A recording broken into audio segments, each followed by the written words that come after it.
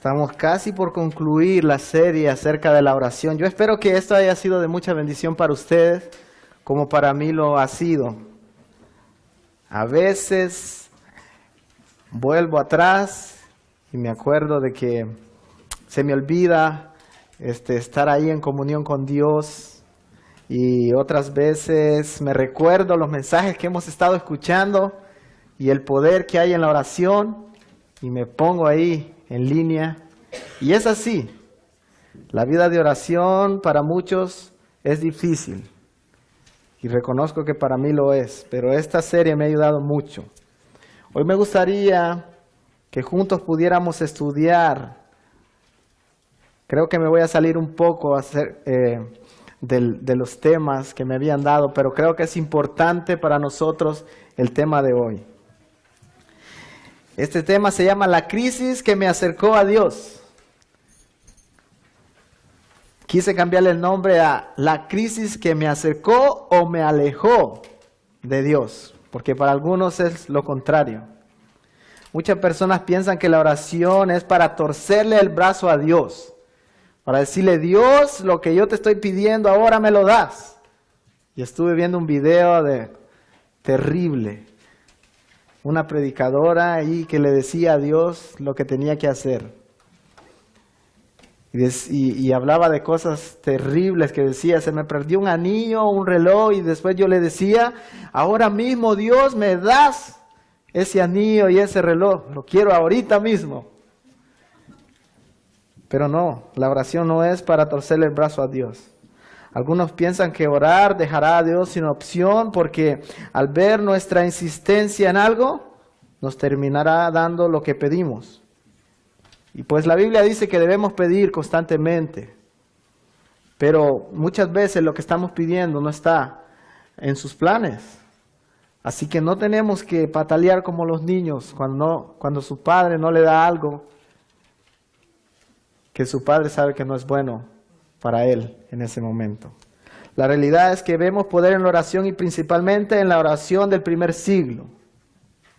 Pero a pesar de que vemos cómo Dios obró poderosamente a través de los discípulos en la iglesia primitiva, también podemos ver que a pesar de su oración, la mayoría de los discípulos murieron como mártires. Ahora nos preguntamos por qué.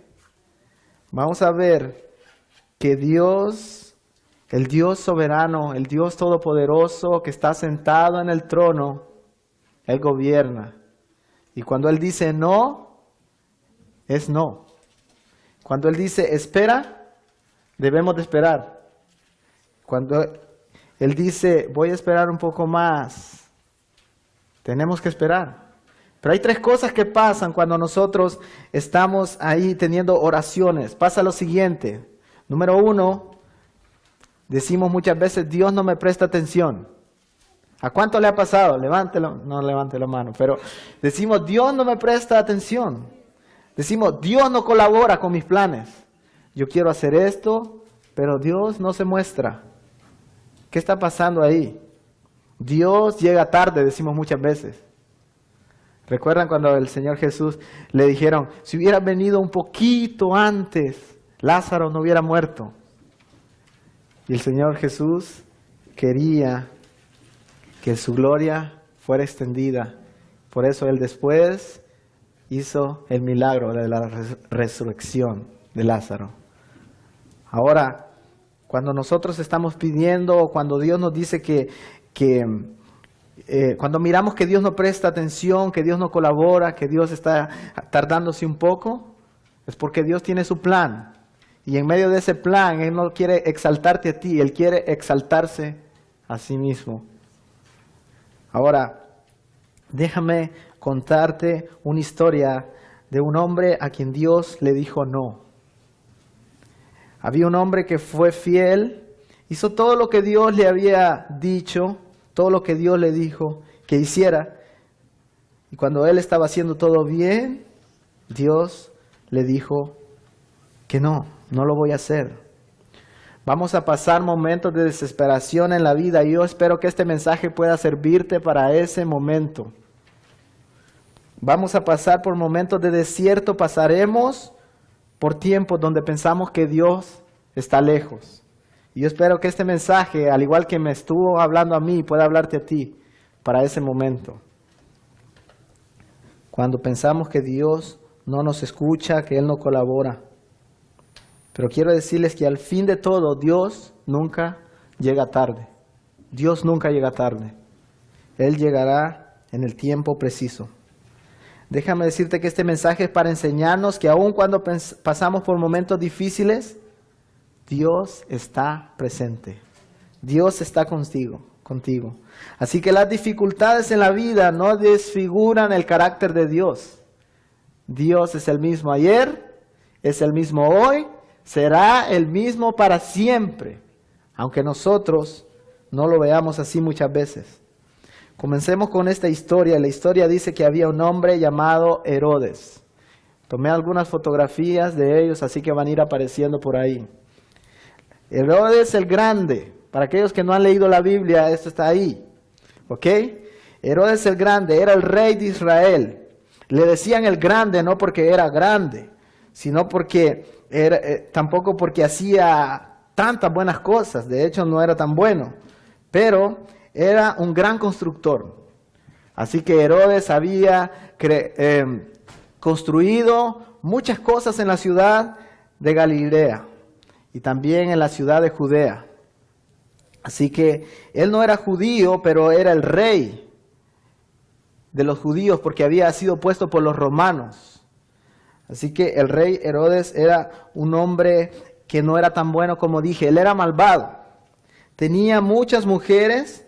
Entre esas mujeres que él tenía, él mató a 2 de sus esposas, según la historia. Mató a 2 de sus hijos. Mató, si usted piensa que su suegra es la peor. No, él mató a una de sus suegras, de las tantas que tenía. Usted piensa que, bueno, no sigamos hablando de la suegra, pero este hombre fue quien envió a matar a los niños recién nacidos al darse cuenta que el Mesías nacería en Belén. Esa historia la encontramos en Mateo capítulo 2. Se las dejo de tarea. Pero el rey Herodes Herodes el Grande, quiso que sus hijos siguieran el reinado después de que él falleciera. Así que dividió el reinado. ¿Y qué hizo? Puso a uno de sus hijos, Arquelao, como rey de Samaria y de Judea. Ahí está Arquelao.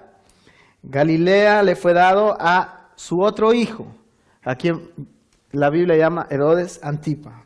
Y el otro hijo, a quien no le dejó mucho, pero a quien quería demasiado, se llamaba Felipe. Ahí vamos viendo la historia. Entonces el rey tiene 3 hijos, pero no solamente en la historia vemos a los 3 hijos, pero también este rey tenía una sobrina que se llamaba Herodías. Entonces esta mujer se enamoró locamente de Felipe. Está buena la historia, ¿no? Se casaron, tuvieron una hija que se llamaba Salomé. Ahí está Salomé, bien bonita. A partir de ahí, la cosa en la historia se volvió una locura. Herodes Antipa un día fue a visitar a su hermano Felipe. ¿Y sabes qué es lo que pasó? Pasando ahí unos días, se encontró a solas con Herodías, la mujer de su hermano. Y le dijo, Herodías, ¿a que no sabes lo que está pasando? No sé cómo decirte esto, pero quiero decirte que me enamoré locamente de ti. ¡Wow! Y lo que ella respondió es más terrible, pero le dijo, ¿sabes qué, Herodes Antipa? ¿Sabes qué, Hani? Yo también me enamoré de ti. Y después de todo eso, ellos salieron de ahí, se fueron a Galilea. Ella se divorció de Felipe y el hermano, Herodes Antipa, se fue, se la llevó, se casó con ella para comenzar una vida juntos. Mateo capítulo 6 puede darle algunos detalles de eso. Pero ella ahora, no, siendo la esposa de Herodes Antipa, el rey de Galilea, no era una mujer común, sino que ahora ella era la reina de Galilea. Entonces, la reina de Galilea. Así que ellos viven juntos y felices, contentos, en una linda ciudad que Herodes el Grande, o sea, el papá de Herodes Antipa, había comenzado a construir. Y ahora la vida le sonríe tan lindo a estos dos. Ahora vamos a introducir al siguiente personaje en la historia. Ya no vamos a ver figuritas ahí en la pantalla, pero el siguiente personaje en la historia es Juan el Bautista. Para aquellos que no saben quién es Juan el Bautista, deben saber que este Juan el Bautista tenía un primo famoso. ¿Quién era el primo famoso de Juan el Bautista? Jesús, muy bien. Jesús era el primo de Juan el Bautista. Guarden eso en sus mentes porque más adelante lo vamos a relacionar con la historia. Es importante recordar esto para la historia, así que guárdelo ahí. Así que Juan el Bautista fue enviado por Dios a Galilea para decir... ¿Qué era lo que decía? Arrepiéntanse, arrepiéntanse. Decía, arrepiéntanse cada uno de su pecado. Y la razón, decía, por la que deben arrepentirse es porque Dios está a punto de hacer algo grande. Y todos aquellos que no se hayan arrepentido no van a poder ver eso grande que Dios está a punto de hacer. Así que Juan el Bautista era un loco. Dice que él se vestía bien raro. Se vestía con pieles de animales, de camello, y también comía unas cosas bien raras. Dice que comía langostas y le echaba un poquito de miel. Yo no sé a qué sabe eso, pero bueno. Dice que este hombre era un raro, pero gente comenzó a seguirlo. Era el hombre que Dios iba a levantar, que Dios estaba levantando para que él anunciara la llegada ¿de quién? Del Mesías, muy bien. Él era amigo de la gente común, la gente lo quería. Y él comenzó a bautizar gente en el río Jordán como simbolismo del arrepentimiento de pecados. Entonces llegaba la gente y él le preguntaba, ¿realmente estás arrepentido de tus pecados? Venga pues, te bautizo ya. Lo metí ahí al agua. Comenzó a bautizar mucha gente. Entonces, déjenme decirles, de hecho sea de paso, que los rituales practicados por los judíos, la circuncisión era uno, que circuncidaban a los niños cuando eran pequeños, pero para aquellos que no eran judíos y simpatizaban con la religión judía, dice que ellos debían hacer dos cosas. Debían circuncidarse, aun cuando ya fueran grandes, pero también debían hacer un acto, un ritual que les seguía después de la circuncisión, que era que ellos se lavaban en agua y esto simbolizaba un cambio de dirección en sus vidas. O sea, el lavamiento de su pasado significaba eso, para comenzar a vivir un presente y un futuro diferente.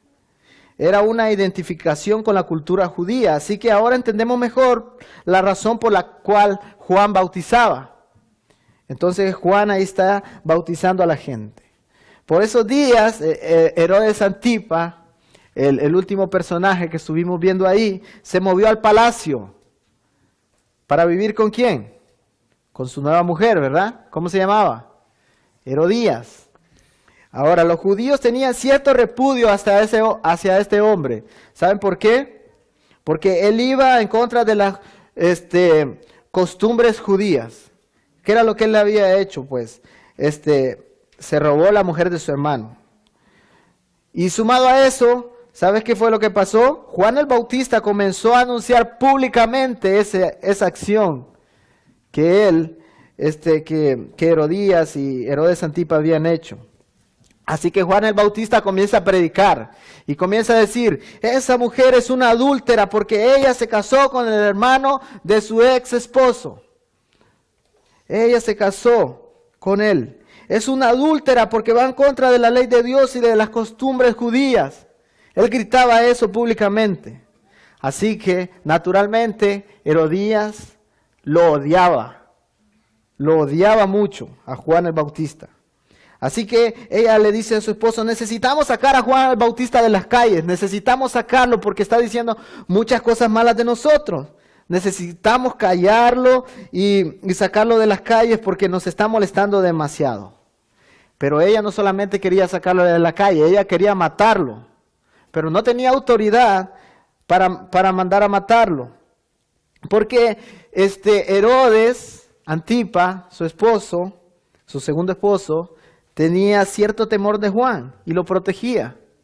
Eso lo podemos ver ahí para los que apuntan en Marcos 6, 19, 20. Es más, a Herodes Antipa, a este rey, le encantaba escuchar a Juan.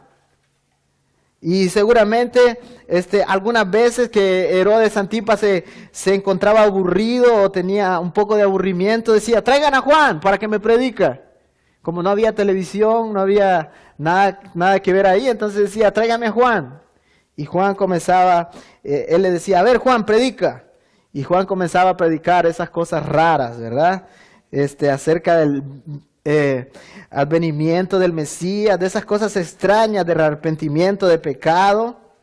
Y de repente le decía, de hecho sea de paso, Herodes Antipa, tú estás en adulterio. Y seguramente pues Herodes le decía, sí, eso ya me lo sé, continúa predicando, ¿qué más tienes? Dame más. Así que ahí está, así es la situación. Así están las cosas, de esta manera. Esa es la parte de la historia que quiero contar. Esto se está poniendo bueno, ¿no lo creen? Así que vamos a ver cómo termina la historia para aquellos que están entendiendo. ¿Qué va a suceder? ¿Cómo va a terminar la historia? Bueno, esta es la situación. Juan el Bautista es puesto en la cárcel. ¿Ok? Pero Juan el Bautista era el que había sido enviado para anunciar la llegada del Mesías. Él cumplió con todo eso. Si vemos en las Escrituras, Juan el Bautista fue el que dijo, ¡hey, tiempo fuera, dijo Juan el Bautista! Allí viene el hombre del cual yo les he estado hablando. Allí está el Cordero de Dios que quita el pecado del mundo. Allí viene. Juan el Bautista estaba diciendo, este hombre que vino después de mí era antes que yo. Este hombre de quien yo no soy digno de desatar la correa de sus sandalias. Este es el que había de venir. Este es. Juan fue el que anunció su venida, el mismo que dijo a sus seguidores, ¿saben qué? Le dijo a sus discípulos, yo aprecio mucho que ustedes me estén siguiendo a mí, pero les digo, sigan a este hombre, a este es a quien deben seguir. Entonces, Juan el Bautista había cumplido. Pero Juan el Bautista también, ¿recuerdan que él fue el que bautizó a Jesús? La historia lo cuenta. Él fue el que hizo todo lo correcto ante Dios, obedeció todo lo que Dios le dijo que anunciara. Él traspasó sus discípulos para que siguieran a Jesús. Él dijo, síganlo a Él. Él tenía gente lista para reconocer al Mesías. Él preparó el camino. Él hizo todas las cosas correctas porque sabía cómo hacerlas. Pero ahora, ¿a dónde está? En la cárcel. Por hacer las cosas correctas. Así que si había un tiempo perfecto para ver un milagro en su vida, este era el tiempo perfecto para que Juan pudiera ver un milagro, algo que lo sacara de la cárcel. Para que sepamos, Juan y Jesús tenían algunos amigos en común, los cuales traían y llevaban información. Entonces, los discípulos de Juan, quienes ahora seguían a Jesús, estaban afuera. Pero Juan está en la cárcel, entonces ellos van donde Juan a veces, lo visitan y le dicen, ¿sabes qué? Jesús está haciendo estas cosas. Y después van y siguen viendo lo que Jesús está haciendo y regresan a la cárcel y le dicen a Juan, ¿qué es lo que está pasando allá afuera? Entonces los discípulos, estos amigos en común que ellos tenían, le dice, Jesús está ahí afuera. ¿Sabes qué está haciendo? Jesús está haciendo milagros. Jesús está sanando leprosos. Jesús está quitando demonios de personas poseídas. Está tocando gente en la sociedad que eran considerados intocables. Todo esto está pasando, Juan. Está hablando con mujeres en público, cosa que para nosotros no es común. Él sanaba a los sirvientes de los romanos, cosa que causaba repudio, tal vez para los judíos. Jesús estaba haciendo todo ese tipo de cosas mientras Juan estaba ahí en la cárcel. Pero una cosa que Jesús no estaba haciendo, ¿sabes qué es? Jesús no estaba haciendo nada por su primo Juan. Suena como triste, ¿no? Jesús está haciendo muchas cosas, pero no está haciendo nada por su primo que está en la cárcel. Así que Juan se encuentra solo en el desamor, de su vida. Y es así como comienza a tener pensamientos dudosos acerca de Jesús. Ese mismo Juan que estaba diciendo, a Él sigan, Él es el Cordero que tenía que venir. Él comienza a tener dudas. Y un día sus amigos llegan a visitarle y les dice, hey muchachos, ¿saben qué? Esto va a parecer un poco vergonzoso. Lo siento que tengo que decirle esto, pero tengo que decírselo. ¿Sabes qué? Me avergüenza decir eso, pero necesito mandarle un mensaje a mi primo Jesús. Necesito mandarle un mensaje. Y ellos están ahí. Ok, nosotros somos tus discípulos, tranquilos, nosotros te vamos a ayudar. Y comienzan ahí a ponerse listos para escribir. Ellos están listos para escribir. Le dicen, ¿cuál es el mensaje? Entonces él dijo, por favor, sé que es vergonzoso, lo siento, pero díganle lo siguiente. ¿Eres tú aquel que había de venir o esperamos a otro? Y ellos se quedaron así como, ¿en serio, Juan? ¿En serio quieres que nosotros vayamos y le preguntemos eso? ¿Sabes lo que eso significa, Juan? A ver, cálmate, Juan. Le dice, tú eres el que nos dijiste que Él era el que había de venir. Juan le dice, yo sé, pero es que estoy teniendo dudas en mi corazón. No sé, necesito algo, estoy teniendo pensamientos raros. Pero sus discípulos le dicen, Juan, ¿tú sabes lo que Él está haciendo allá afuera? Juan dice, sí, lo sé, pero necesito asegurarme. Y los discípulos le dicen, ok, Juan, qué vergüenza va a ser esto, va a ser difícil, te lo decimos desde ahora, le dice. Pero nosotros vamos a ir. Pero ¿te imaginas lo que vamos a tener que pasar por tu culpa? Quizás vamos a tener que interrumpir un milagro que Jesús está haciendo. O quizás vamos a tener que interrumpir uno de esos sermones que Jesús dice. Y vamos a tener que interrumpirlo solo para hacerle esta pregunta. Tú nos dijiste que Él era el enviado. Él hace cosas increíbles. Nadie jamás las ha hecho. Y ahora vamos a preguntarle, ¿eres tú realmente el que había de venir? ¡Qué vergüenza! Pero Juan le dice, sí, lo sé, pero necesito algo. Necesito una tan sola palabra. Vamos a hacer una pausa aquí en la historia. Déjame parar aquí un momento y decir que muchas veces las circunstancias en nuestra vida pueden alejarnos de Dios completamente o pueden acercarnos a Dios. No importa cuál circunstancia sea, puede ser una circunstancia fácil o una circunstancia difícil la que te aleja de Dios. Pueden ser momentos de gozo o pueden ser momentos de tristeza los que te alejen de Dios.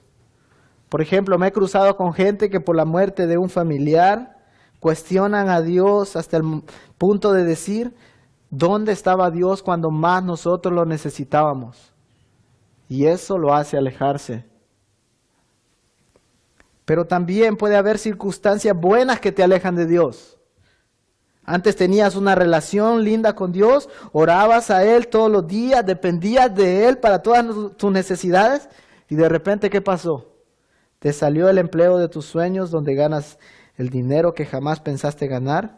Disfrutas lo que siempre soñaste. Así que te alejas más y más de una relación con Dios. A veces ni siquiera es algo tan grande lo que simplemente te aleja de Dios. Pero quizás un trabajo que te esclaviza, que no te deja tiempo para disfrutar nada de Dios. Muchas veces el ambiente en que vives afecta tu relación con Dios. Entraste a la universidad y saliste creyendo menos acerca de Dios que cuando entraste.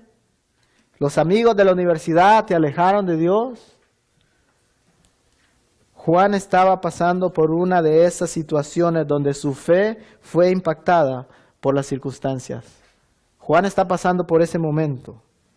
¿Sabes que hay algo egoísta en el hecho de que cuando nuestras circunstancias se tornan mal, bajamos al Dios de la gloria y comenzamos a cuestionarlo y a decirle, ¿por qué? Imagínate nosotros interrogando a Dios diciéndole, ¿y por qué estás haciendo esto? El creador de todo. Hay algo que pasa, que cuando alguien está pasando por un momento de dificultad, yo oro por él. Es fácil para nosotros, ¿verdad? Orar por aquel que está pasando por un momento de dificultad.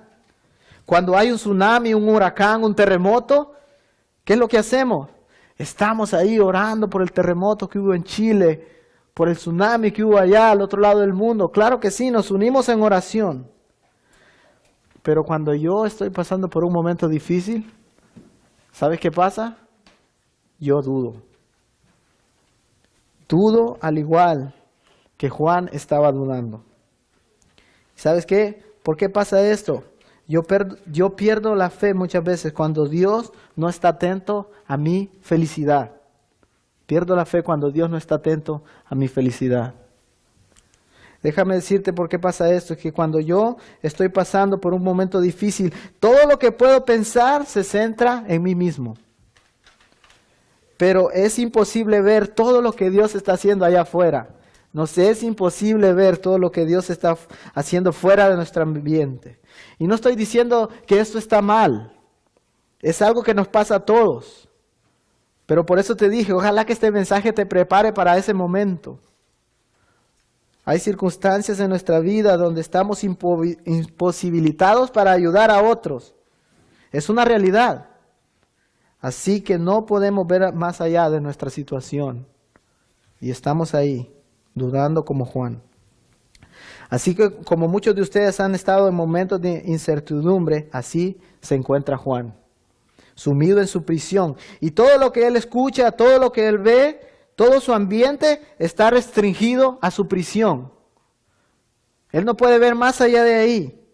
Así que Jesús, al escuchar la pregunta de los discípulos de Juan, él se prepara para responder. Estos discípulos llegan donde Jesús y le dicen, perdón Jesús, sabemos que estás haciendo un milagro, pero venimos a hablarte de tu primo. Tu primo Juan está en la cárcel. Sí sabías que Juan está en la cárcel, ¿verdad? Ellos le dicen eso a Jesús. ¿Y sabes qué? Juan está en la cárcel y él manda a hacerte una pregunta, Jesús. Tú sabes que es algo vergonzoso para nosotros, pues sabemos que estás a punto de sanarle el pie a este que no puede caminar, pero queremos decirte la pregunta que tu primo tiene. Así que ellos están ahí. Y la pregunta que te queremos hacer, que viene de parte de tu primo es, ¿eres tú el que había de venir? ¿O esperamos a otro? Esa es la pregunta. Entonces, perdón, pero tu primo tiene muchas dudas y tú sabes que nosotros queremos ayudarle, dicen los discípulos. Así que por eso estamos aquí. Entonces Jesús los ve y Jesús, me encanta Jesús porque Jesús nos dice, por supuesto que yo soy el que ustedes han estado esperando. Me extraña. ¿No están viendo lo que yo puedo hacer? ¿No están viendo todo lo que está pasando? ¡Qué bárbaros son ustedes! Y Juan me da más vergüenza. No, Jesús no dijo eso. Esta es la respuesta que Jesús les da. Vayan y díganle a Juan todo lo que ven y todo lo que oyen. Escucha bien, vayan y díganle a Juan todo lo que ven y todo lo que oyen. Porque Juan no puede escuchar más allá de su prisión. Él no puede ver más allá de esas paredes. Así que vayan, díganle lo que han visto y oído. Porque Juan no puede ver más allá de su dolor. Juan no puede ver más allá de su encierro. Vayan y díganle lo siguiente, díganle que los ciegos están viendo, que los cojos comienzan a caminar, que los leprosos están siendo limpiados, que los sordos oyen, los muertos resucitan y el evangelio está siendo proclamado a los pobres. Díganle eso. Y ellos están ahí anotando todo lo que le van a decir a Juan. Eso se encuentra en Mateo 11:4 para aquellos que están anotando. Y ellos están ahí anotando todo esto. Y le dice, vayan, díganle todo esto, vayan ahora mismo, vaya. Y entonces, así que ellos se dan la vuelta, comienzan a caminar y Jesús les grita, ¡hey! Por favor, díganle una cosa más. Y aquí hay algo increíble que me gustaría que lográramos entender en esta mañana. Jesús les dice, asegúrense de decirle esto. Esta es la parte más importante. Por favor, díganle que dichoso es aquel que no encuentre tropiezo en mí. Eso se encuentra en Mateo 11:6. Dichoso aquel que no encuentre tropiezo en mí. Pero Jesús le dicen los muchachos, le dice, ¿qué estás diciendo? ¿Estás diciendo que tú puedes hacer cosas que nos alejen de ti mismo? ¿O que nos hagan tropezar o alejar de tu camino? Y bueno, Jesús dice, bueno, tal vez en cierto sentido sí, pero solo díganle mejor que dichosos son aquellos que no hayan tropiezo en mí. Entonces Jesús le dice, en otras palabras, Jesús les está diciendo, dichosos aquellos que no encuentran tropiezo en mí por las cosas que yo haya hecho o por las cosas que yo deje de hacer. Porque ese es el problema de Juan, que él no ve que Jesús está haciendo algo por él mismo. Entonces, los muchachos ahí de seguro pensaron de que en la juventud Juan le había hecho algo malo a Jesús, entonces ahora es el tiempo de Jesús para vengarse y no hacer nada por él. Pero no era así la cosa. Jesús les dice algo increíble. Jesús les dice, en medio de ese montón de personas nacidos de mujer, alguno de ellos tenía que haber nacido de mujer, ¿verdad? Bueno, todos. En medio de ese montón de personas nacidos de mujer, ¿qué les dice? No se ha levantado alguien mayor que Juan el Bautista. Increíbles palabras del Señor Jesús. No hay nadie mayor que Juan el Bautista, pero Juan el Bautista está ahí, en la cárcel, sufriendo por haber hecho las cosas correctas. Wow. Así que ellos le dicen, pero Jesús, tú lo consideras importante, ¿por qué lo dejarás ahí en prisión? Sí, pero ustedes solo díganle esto, dice Jesús, pásala ahí, permanece ahí, no pierdas tu fe solo porque yo he decidido no librarte de tu prisión. Qué difícil, ¿no? Eso está difícil, pero esa es la realidad de Juan el Bautista. Estar en prisión sin importar cuánta fe tuviera. Él iba a estar en prisión sin importar cuán obediente había sido. Juan el Bautista iba a estar en prisión porque eso es lo que había sido destinado por Dios por alguna razón. Una razón que no conocemos. Ahora déjame decirte por qué esto es importante para ti y para mí hoy. Es importante porque tus circunstancias personales no necesariamente coinciden con la forma en que Dios se siente acerca de ti. Tus circunstancias personales no necesariamente coinciden con la forma en que Dios se siente acerca de ti. Y esta frase está bonita, pero no es mía. Es de Andy Stanley. Y muchas ideas de este sermón pues provienen de un sermón que yo vi de él. Pero tus circunstancias no coinciden con la forma en que Dios se siente acerca de ti. Jesús dijo, no hay nadie mayor que Juan, pero ¿a dónde está Juan? Allí, sufriendo en la cárcel. Al igual que Juan el Bautista, nuestras circunstancias personales nos llevan a sacar conclusiones acerca de cómo Dios se siente acerca de nosotros. Pero eso muchas veces no es la verdad. Sucedió también con Job. Sus amigos le decían, ¿por qué? Tú tienes pecado porque tú hiciste algo malo, por eso estás pasando por esa situación. Pero no era así. La realidad no era así. Y creo que si hoy viniéramos a Jesús haciéndole la misma pregunta que le hizo Juan el Bautista por medio de sus amigos, él nos daría una circunstancia similar. Jesús nos diría, solo recuerda el momento donde no tenías esperanza y yo te rescaté. Jesús diría, recuerda la enfermedad que tuvo tu hijo muchos años atrás y yo lo sané. En ese momento que tú no podías ver más allá de tu prisión. Recuerda la crisis, la enfermedad que tuvo tu hijo muchos años atrás. Recuerda la crisis que pasaste por tu matrimonio y yo te rescaté de ahí. Nos daría una respuesta como esa. Recuerda cuando no tenías trabajo y yo te proveí lo necesario para tu sustento. ¿Te das cuenta? Dios siempre está obrando. Dios fue real antes, Dios actuó en situaciones. Él no ha cambiado ahora. Él no ha cambiado. Él sigue siendo el mismo, pero tu realidad muchas veces no va a reflejar cómo Dios se siente acerca de ti. Tú sabes cómo continúa la historia de Juan el Bautista, ¿verdad? Ustedes saben cómo termina esto. Muy triste. Herodes tiene una fiesta de cumpleaños. Es el cumpleaños del rey. Así que él tiene muchos invitados importantes ahí en su casa.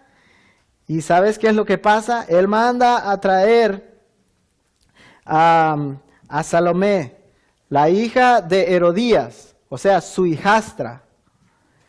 Entonces la manda a traer.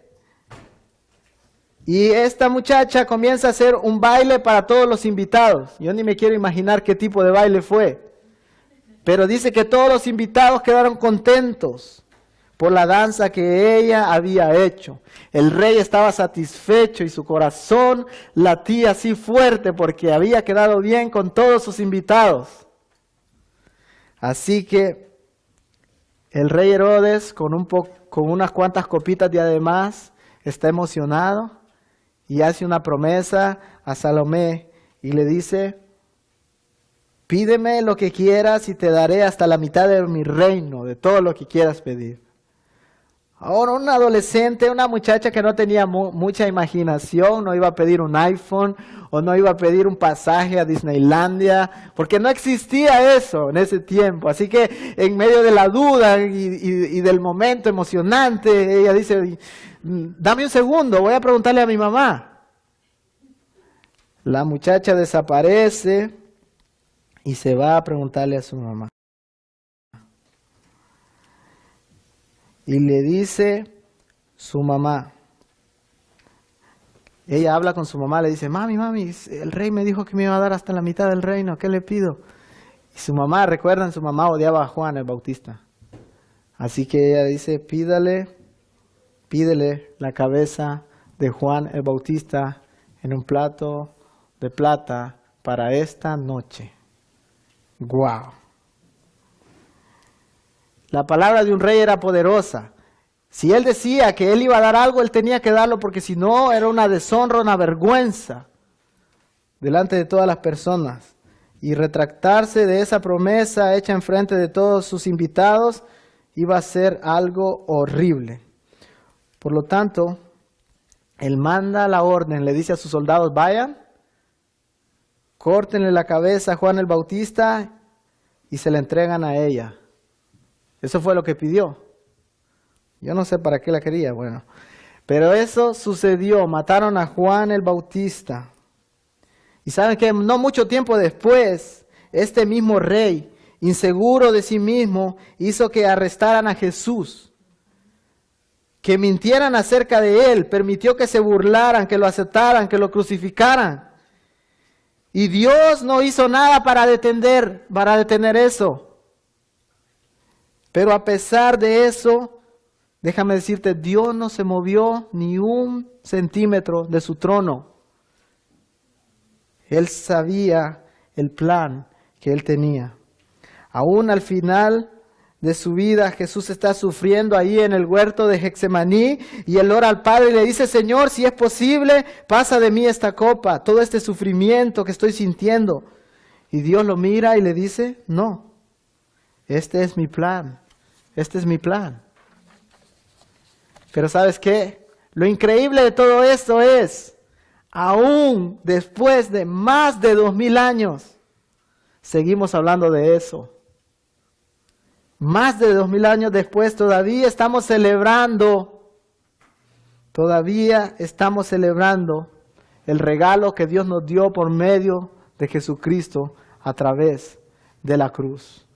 Aunque mirábamos a este rey malvado, aunque mirábamos que Dios no tenía control, que Dios estaba inactivo, que Dios nunca llegaba a tiempo, 2000 años después, todavía estamos celebrando lo que Dios hizo en ese momento. ¿No te parece algo glorioso?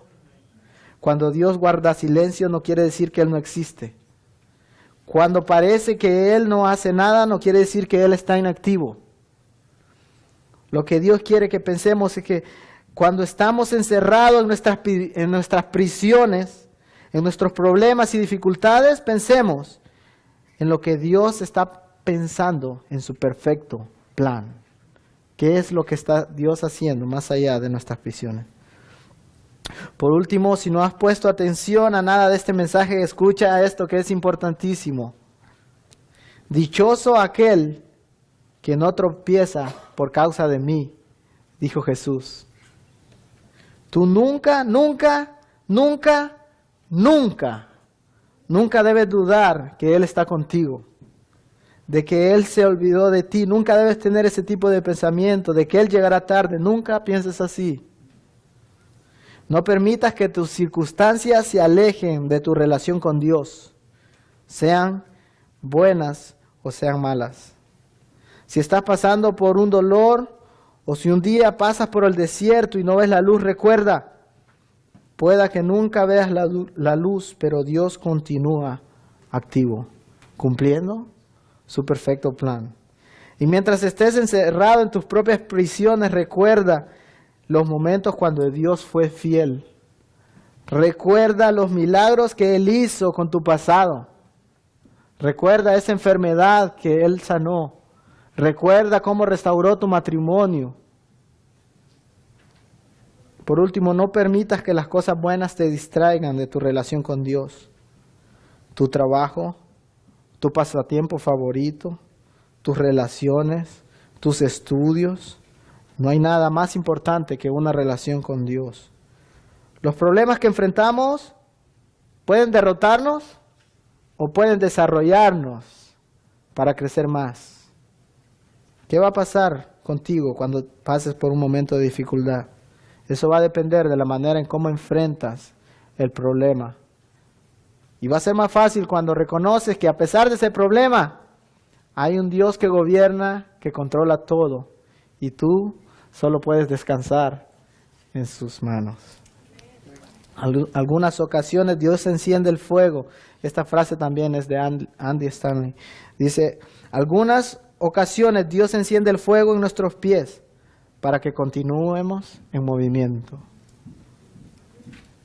Y por último termino con este verso. Daniel 4:35 dice lo siguiente. Todos los habitantes de la tierra son considerados como nada. Y Él hace según su voluntad en el ejército del cielo y en los habitantes de la tierra. Escucha bien esto, y no hay nadie que detenga su mano y le diga, ¿qué haces? ¿Quién va a decirle eso a Dios? Tomemos un tiempo para examinar nuestras situaciones y nuestras vidas. Y que en el momento, cuando pasemos por desierto, cuando estemos en nuestras prisiones, cuando no podemos ver más allá, Dios pueda confortar nuestros corazones para saber que Él reina y que Él está en control. Cerremos nuestros ojos y si hay alguna persona aquí que aún no conoce ese Dios poderoso, hay esperanza. Déjame decirte que Dios mandó a su Hijo, Jesucristo, para que todo aquel que en Él crea no se pierda, sino que tenga vida eterna. Mas Dios mostró su amor para con nosotros en que siendo aún pecadores, Cristo murió por nosotros. ¿Tienes el perdón de Dios? ¿Jesucristo ha perdonado tu corazón? ¿Jesucristo ha perdonado tus pecados? Si hay alguien ahí que dice, yo reconozco que tengo pecado, yo reconozco que le he fallado a Dios, que lo necesito. Pídele perdón y dile, Señor, reconozco que por mí mismo no puedo. Perdona mis pecados y ayúdame para que el día en que yo parta de esta tierra, el día en que yo muera, goce de tu presencia. Señor, y también te agradecemos por aquellos que estamos aquí, que de alguna u otra manera, Señor, vamos a pasar por ese tiempo. Algunos ya están pasando por ese tiempo, Señor. Que tu nombre sea exaltado, Señor, a través de sus vidas. Fortalécelos, Señor, y ayúdalos al saber, Señor, de que tú tienes un plan perfecto y que tú quieres glorificarte a pesar de la dificultad. Bríndale, Señor, ese soporte. Sabemos que lo haces, pero que ellos, Señor, pongan su confianza solamente en ese Rey, en ese Todopoderoso, que ha dicho que estará con nosotros todos los días hasta el fin del mundo. Y para aquellos, Señor, que en este momento estamos pasando por un momento de felicidad, que quizás no hay muchas cosas malas pasando por nuestra vida, prepáranos, porque la tormenta vendrá tarde o temprano. Y que en ese tiempo, Señor, solamente tú te lleves la honra y la gloria, Señor. Que las personas puedan ver que te amamos con todo nuestro corazón. Y que te glorificamos a pesar de nuestra adversidad, Señor. Gracias. Gracias, Señor, por estar con nosotros siempre. Oramos en el nombre de Cristo Jesús. Amén.